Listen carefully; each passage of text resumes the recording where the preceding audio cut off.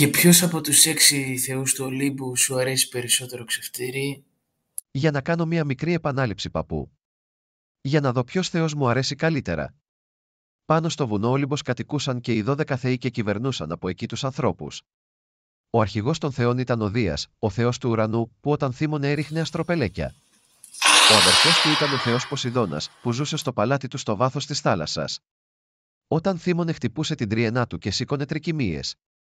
Ο Δίας είχε 4 γιους. Ο Απόλλωνας ήταν ο θεός της μουσικής, της μαντικής και του φωτός. Το σύμβολο του ήταν η λύρα. Ο Ήφαιστος ήταν ο κουτσός θεός της φωτιάς και των μετάλλων και περίτεχνος τεχνίτης. Ο Ερμής ήταν ο ταχυδρόμος των θεών που μετέφερε τα μηνύματα των θεών πετώντας με τα φτερωτά του σανδάλια πάνω από στεριές και θάλασσες. Ωραίο ακούγεται αυτό. Και τελευταίος ο Άρης με την πανοπλία του, ήταν ο θεός του πολέμου και του μίσους, που σκόρπαγε τον δρόμο στους ανθρώπους. Λοιπόν, εγώ αποφάσισα.